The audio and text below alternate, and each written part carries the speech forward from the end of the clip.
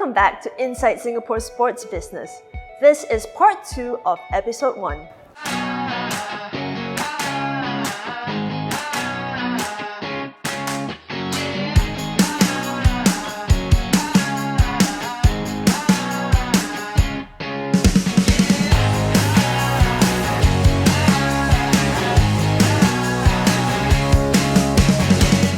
Still with Ms. Kimberly Ko from WTT and Mr. Steve Capoiolo from the French Football Academy. However, I'm assuming both of you have been in Singapore most of the time over the last 2 years. Do you notice, having spent more time here in Singapore, whether there's any differences in the sports industry between Singapore and the rest of the world during the pandemic? Steve, you want to go first? Yes, of course, there's a lot of difference. I think Kim, you travel a little bit some quarantine. Me, I already stayed in Singapore for the last, almost 2 years. Quite insane. So I had time to notice the difference between Singapore and Europe, and especially in my country, in France. But when we speak about how they manage the sport, it's also how they manage the pandemic, how they manage the COVID situation in a way. Because we know that Singapore, to be honest, managed that really well. When I say really well, it means at this moment we speak about, if I'm not wrong, I think 55 people died in Singapore. In France, we speak about 100,000 people. And first, I think it's important to speak about that because first we need to respect that, what Singapore did, and respect any life. Because maybe sometime in France, I don't know, maybe we say, oh, we want to reopen, we want to do sports, no matter what. But we're speaking about life. People are sick or dying, so it's important. So Singapore chose this way to, we are going to protect people. So of course they closed the sports was really badly impacted. But how can we blame them? Okay, because the most important is the health situation. So there's a big difference because of course we didn't do so much sports. In terms of football, there's no 11-a-side football except for the Singapore Premier League at this moment. But for the academy like mine, or the women's team, they couldn't play 11-a-side. I think there will be a big impact later because a lot of kids, they don't even know how to play 11-a-side football anymore. So wow. In a way, there will be a big impact about that because 5-a-side, 4-a-side, it's not football. Okay. But again, Singapore, I still think they did well because they are protecting the people in Singapore. In Europe, in France, it's totally different because maybe the economic situation is also extremely difficult. There's a lot of financial issues, so they choose to reopen, even with a lot of cases. So they choose to reopen the stadium. So of course now they are happy. There are a lot of football games, there are sports again, which is nice. Of course, it's amazing. But there's also a lot of cases, and people are still dying. You know. Me, I was the first one to be happy to see that they organized the last Euro competition. A lot of games in England, the final in England. Everybody was happy, full stadium, nice game. Of course, we all needed that. Okay, it's good for us to see football on TV. But now, I have seen some article few days ago. Now they see the impact. Just the final game, the final of the Euro competition in Wembley. I don't know how many cases of COVID, and now it's rising. For example, me, I cannot go back to Europe because of that. So there's a lot of impact of that. So there were two choices. We close, no more sport, but no more COVID. We reopen, we have sports. It's amazing, but people are in a way dying. How can you? For me, the choice is easy to do. It's the one that Singapore did, but it's a big difference. Big difference. And I think you will have a lot more work to do next year because, like you said, some of the children are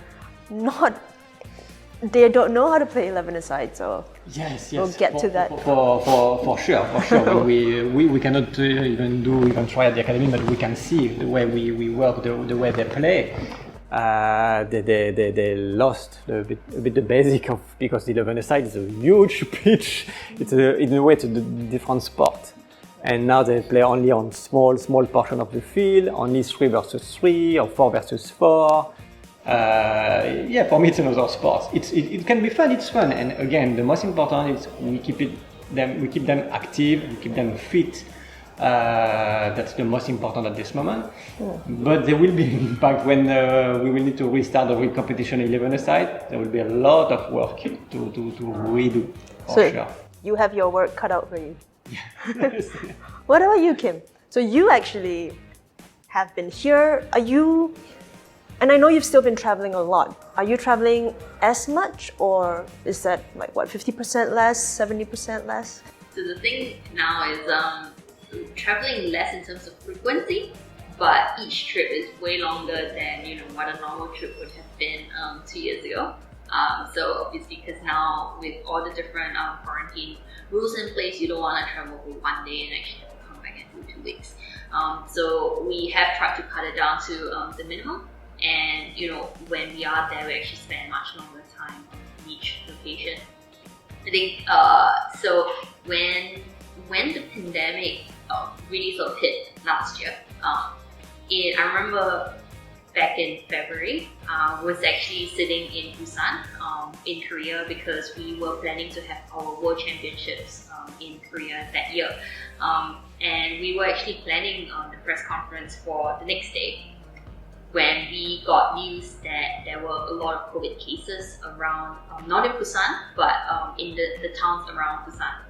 And so, immediately overnight, that went from a press conference and a draw ceremony to know which are the players who will be playing first, to one that said that the event actually had to be postponed. And at that time, people were still quite optimistic that things were going to come back to normal by the time summer hits. It's a cold, and hopefully by summer, where it's warmer, that things could get back to normal. So events were postponed; they were not cancelled, and we were all very hopeful. So a week after Busan, I actually went to Doha because we had an event in Doha, and I was rejected entry into Doha because I was in Korea before. So literally landing in the airport. So Doha was also quite good in the sense that they were really tracking the travel history of people. And when they saw that I had been to Korea, didn't matter which city, as long as I had been to Korea, I was not allowed entry unless I want to do 2 weeks. So I actually had to fly back to Singapore on that day. I remember it super clearly, 29th of February, leap year, and I just spent the entire day on flights. And by the end of March, everything in the next more or less 6 months has been postponed and are cancelled, because people start to realize, the seriousness of the Covid-19 pandemic at that time. They start to realize it's not just a cold, it's actually something much more serious. You mentioned hundreds of thousands of deaths. It's just been crazy. And after a lot of planning, eventually we were able to have events in November 2020. So we actually could have 4 events in China. It was actually the only international sporting event that was allowed in China. We all know how strict China was in terms of trying to control the pandemic, and it took a lot of work to actually get the event there. I think one of the biggest role that our events team had to learn was COVID-19 protocols, in relation to events. And it was also quite interesting because throughout this sort of 4 events, you could see even within each country in different cities, they did have different kind of protocols. So, in the first city we were in, we had exclusively our hotel on our own, and nobody basically could travel anywhere outside of the hotel and the venue. There were no spectators allowed, so it was very much a TV spectator sport in that sense. And then 2 weeks later, when we went to the next city, they were able to have spectators, but with more control, so in terms of capacity, and we had half a hotel. So, it was still, everyone was still separated. The different lifts only go to certain levels and things like that. But you start to see a bit more normalcy as that week went by. And then the week after that, we actually went to Macau. And so that was when in Macau there were no cases, and so everything was much more open. We were at the Galaxy, and you were basically allowed to be interacting with the locals. They still had restrictions, like you had to put mask on and things like that. But otherwise, it was much more normal. Unfortunately, this is what we call the new normal now, right? But then, you can see, sort of even within one country, that different city actually has different procedures in place to ensure that it doesn't go out of control. So I think China is even stricter than Singapore in terms of actually ensuring that there are no COVID cases. So that was quite an interesting experience. And then sort of since then we've had events in Doha, we've had events in Europe predominantly as well, because that's where they're maybe a bit more open, and for travel it's much easier. So table tennis is not really a team sport per se, and a lot of time in order to have an international event you need players coming in from all over the world, and so it's not as easy to keep them in a bubble. We were able to do that in China because it was for 4 weeks, but they were not going to spend 2 weeks in quarantine in order to play 1 week of event. So it was challenging in order to ensure that everyone is actually able to fly in to all the different cities, and Europe as a region is much more open in terms of borders and things like that. So we were able to have a lot more events within the European market itself.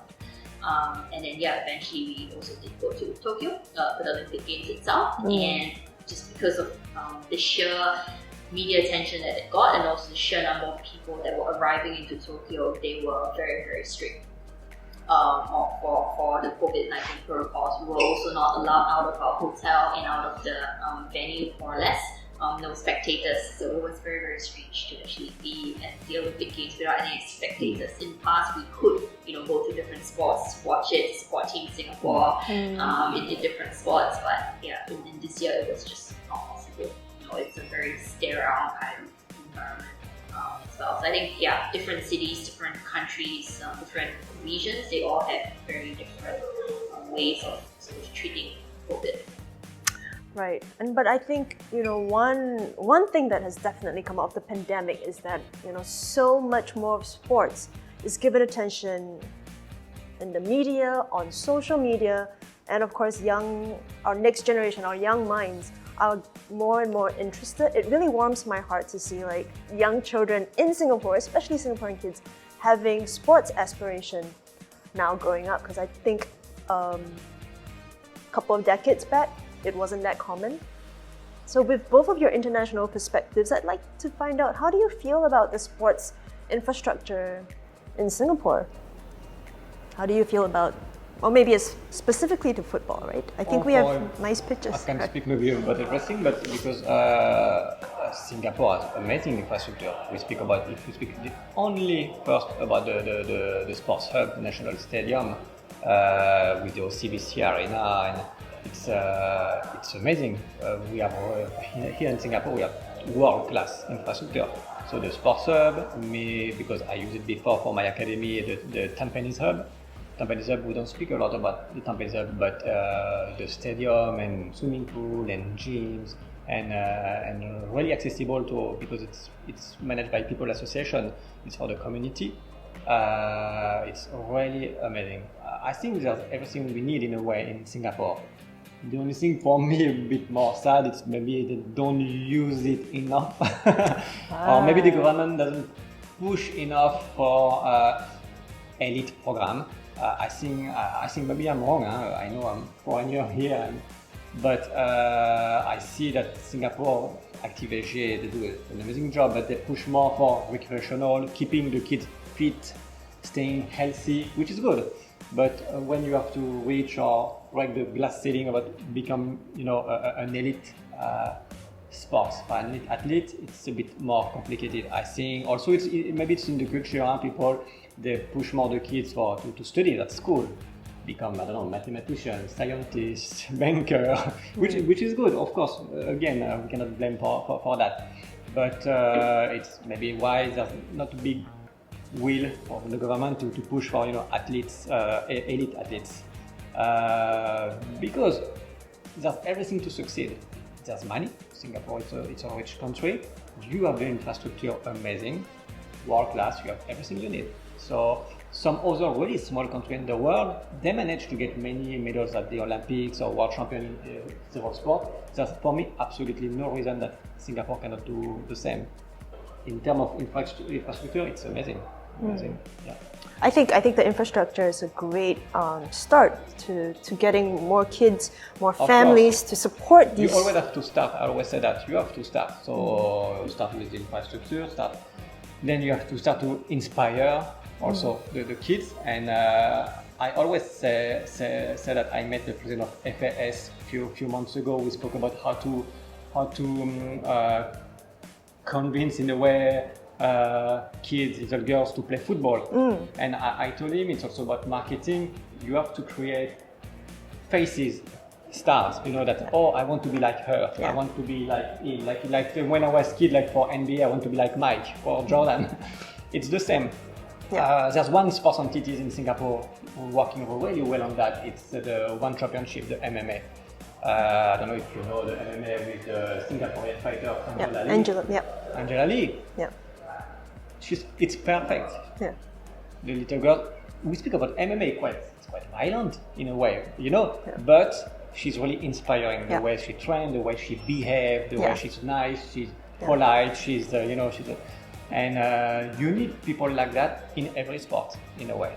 Create Singaporean, not only, it's nice in football, we speak about Messi, Ronaldo, but I think Singapore, there's a space for Singapore to create their own people to inspire their own face. True. Like I'm not a kid, but am still very inspired by Sawa-san, the Japanese captain of the female Nadeshiko soccer team. So I think when we can travel again, Steve, you have to bring some big football stars to Singapore to inspire our young.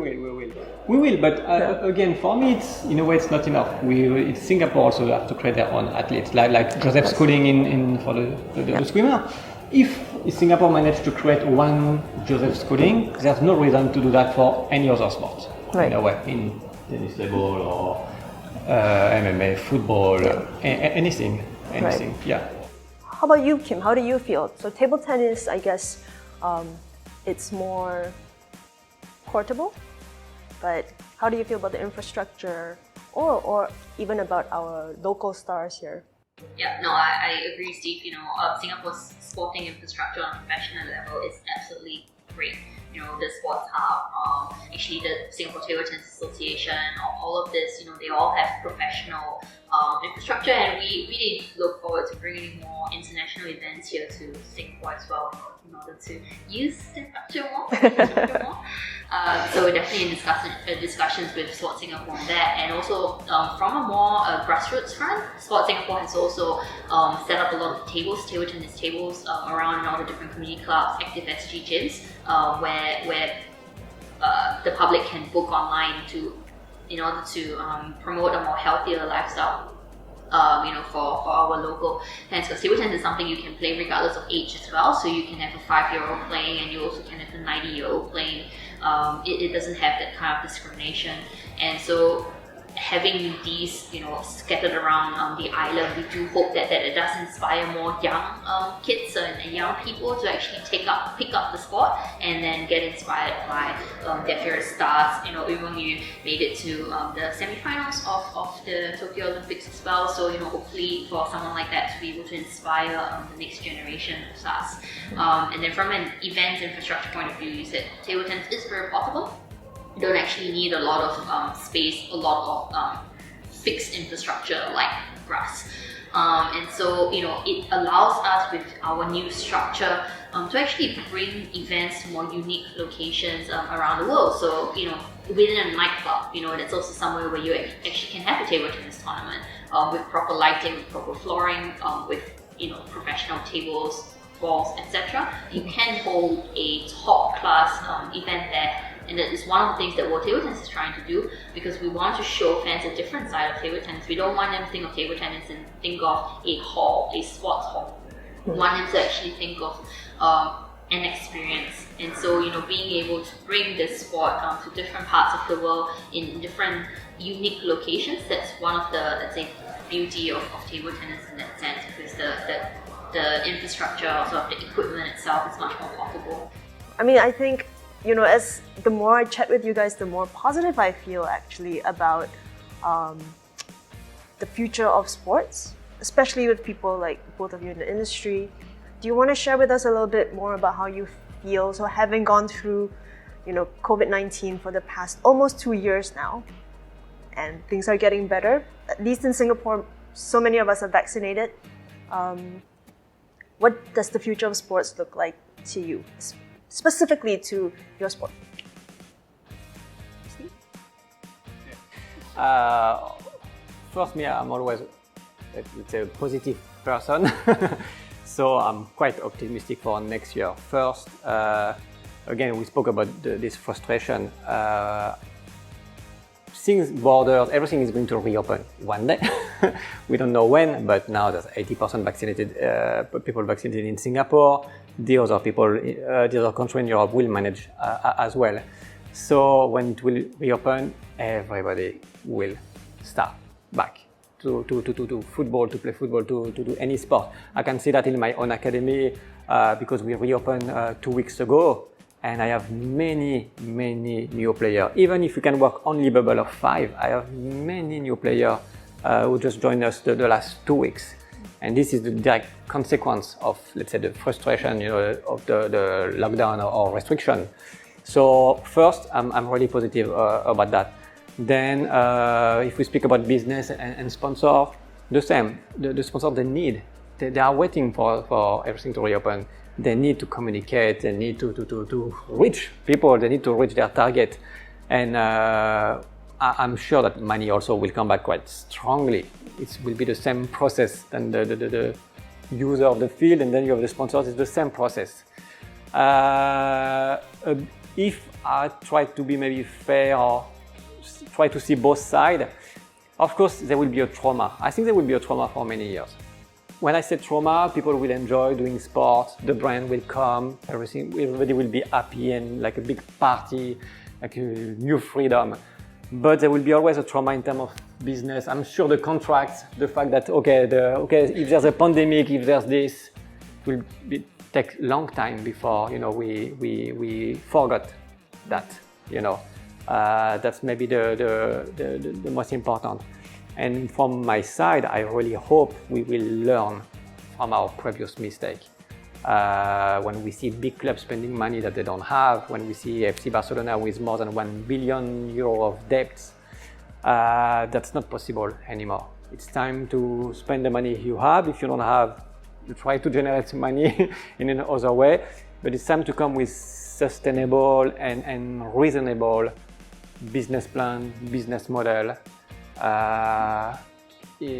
But it could be a positive thing in a way. If we learn from our mistake, we can come with a better sport, better world, better sports business in a way.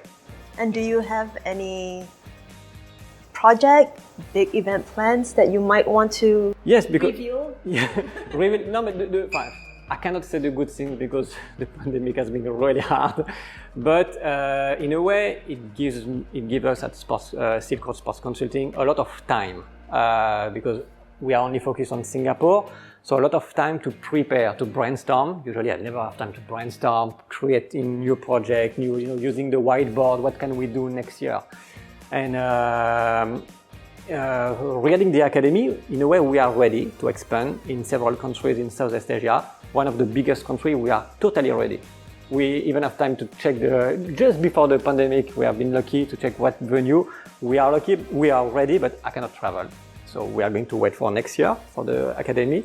And then we have several ideas in our pocket. We want to create a football TV show in Indonesia first, and creating a brand new basketball program in partnership with a famous former NBA player who won 3 times the championship in NBA. That will be a bit like the academy, but with more programs. So we have time in a way to think about that, to work in a proper way on it. So yeah, it gives me time. So we always have to stay positive. We cannot say, oh, it's the pandemic, I cannot do anything, and crying. Stay positive. If you cannot do that, you have time to do something else or to think or to prepare something else. This is what we're doing now. Yeah. How about you, Kim? What is your personal outlook on the future of sports and table tennis?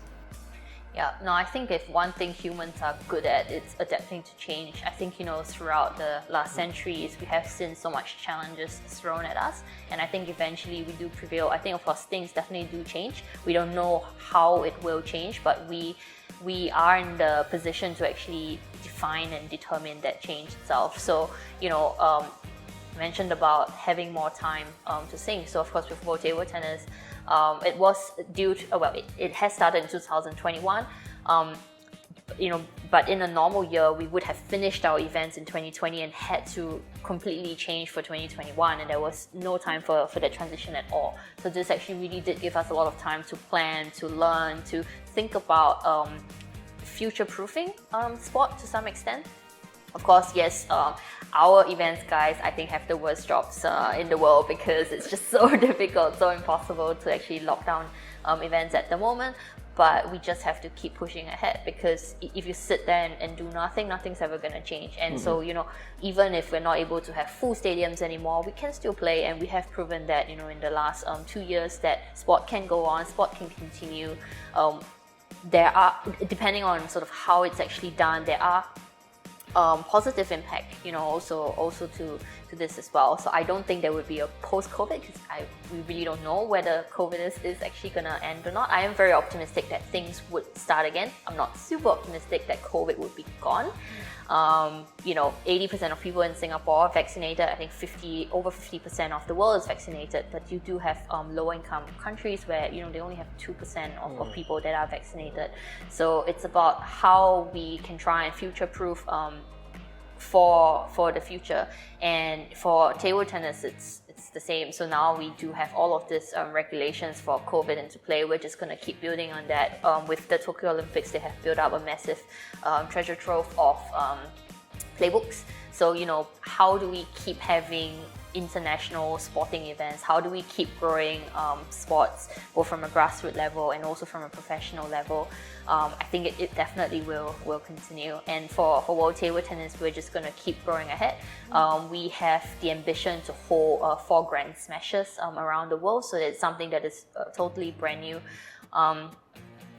Very much similar to the Golf Masters and like the Tennis Grand Slams, but we want to create this long-term iconic locations where table tennis can thrive and can grow, and that is still going to be our goal regardless of whether COVID is still there or not. It's just how do we minimize the impact, I think, of COVID going forward. Well, Kim, thank you for revealing some of WTT's plans. I think both of you have given us a lot to look forward to moving forward. I definitely do think that I feel like COVID-19 after this pandemic, or during the course of this pandemic, people have come to appreciate what we used to have a lot more. So definitely, I think in the area of sports, we'll see that appreciation come to fruition as we move forward.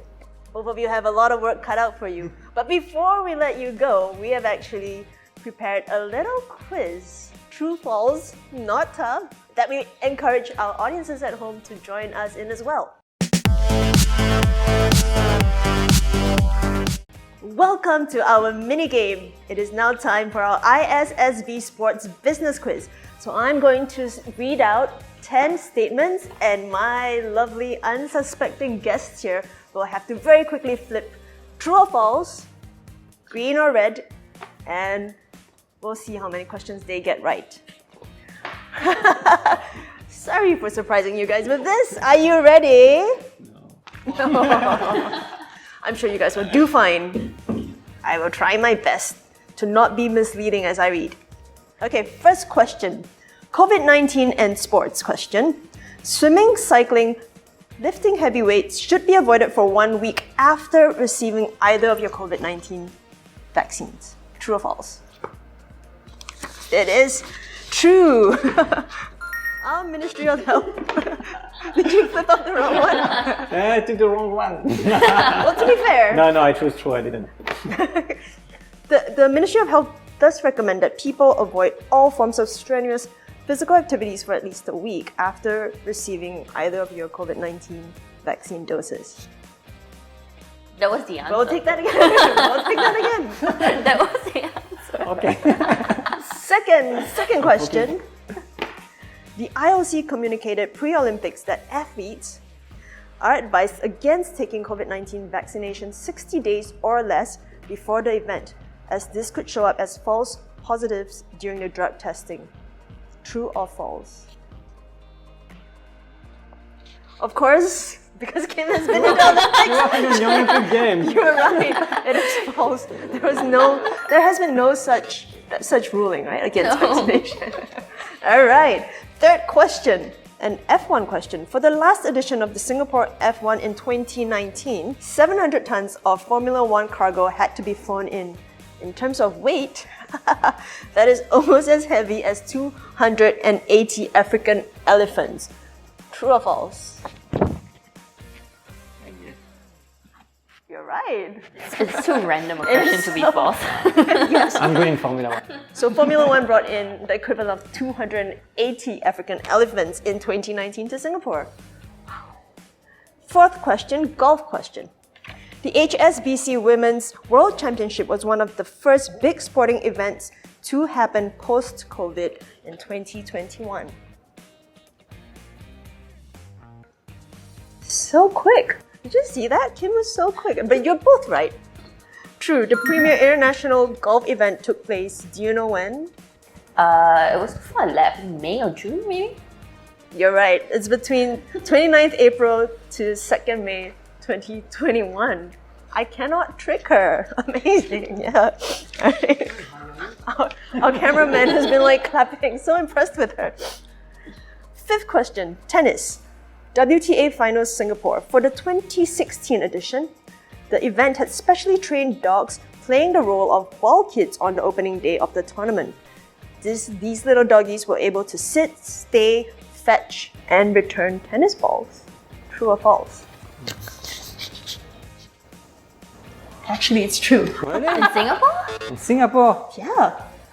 Yeah, amazing. I went there, I never seen the dog. Yeah, I thought it was a different country. Okay. So cute. All right, this question number 6 is for you, Steve. The Football International Champions Cup.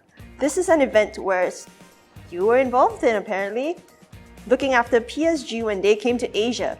The last edition of ICC in 2019 featured 2 matches of the tournament being played in Singapore again. The eventual competition winners were Tottenham Hotspur. True or I don't false? remember the winner. I'm just going to wait for you to put your answer It's up. the only ICC. I was not in Singapore, I was in France. I would say yes. No? That's wrong. Was it venue? Oh, The only ICC I missed. I was not in Singapore for this one. that tournament was won by, do you want to take a guess? I don't remember the other team. Juventus was there? Who was playing? Inter Milan? Bayern? I don't remember who was competing. Arsenal? That tournament was won by Benfica.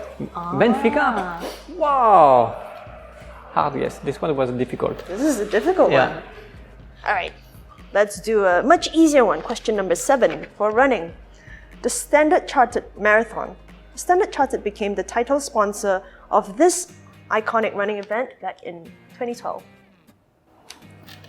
I don't know the year, but okay. Yeah. You're right. This is a very tricky one. To be fair, they actually became the title sponsor in 2002. 10 years before. Okay. This is a fast one, right? Moving on to question number 8. Football again. Singapore Premier League. Singaporean internet company C have been the biggest sponsor of local football clubs, both previously in the S League and now in the Singapore Premier League. True or false? Really? It's true? It's true. That's true. This one was easy. Easy for you. All right, moving. S League. C was quite young. That's true. Okay. Sometimes too much logic does not help you. Knowing too much. But the next one is for you, Kim. Table tennis. The Soviet Union once imposed a ban on anyone playing table tennis in the country. This was all to do with health, as officials felt that playing ping pong could hurt your vision and harm your eyes. True or false? I've never heard that before. Me too. It's true. But you've never heard that because that ban Why has, it's too big, has it's been true. repealed. That ban was repealed in 1950, so you weren't born yet, so yeah, totally not your fault. And last question, question number 10, MMA. One championship. In June 2021, one championship teamed up with Tinder to connect members interested in gaming and esports. That's right, it's true. This one I don't remember. This one you do remember. Yeah. That's No, because it was actually a really smart move. It is a really smart Yes. move. Do you have any plans for WTT or your sports academy to team up with dating apps? No, because first, most of my business are focused on kids. But when they did that, I thought it was a brilliant idea. Of course, it has to fit with your customer, follower, whatever people you want to reach. But for guys from 20 to 35 years old or even more, but it's a good idea, I think. Yes. Yeah. Well, thank you, both of you, so much for joining us today. I think we learned a lot. Thank you. And I want to thank both Steve and Kim for your very... Thank Both of you. you, thank you. Yeah, you're both so positive. You both have such like a wealth of experience in the sports and international field. So thank you very much Thank for sharing you. with us Thank today. you for having Thank you. us. Thank you. And the results are in between Steve and Kim. Did somebody have more points or did we have a draw? I'm leaning on the fact that we have a draw. And that's right. Both Kim and Steve have scored 5 points each. So we are ending today's mini game, our first ever on ISSB, on a draw. And that wraps up our very first episode of Inside Singapore Sports Business, where we discuss the impact of COVID-19 pandemic on sports internationally and locally. A very big thank you to all of our viewers for joining us today. Remember to stay safe and we'll see you on our very next episode.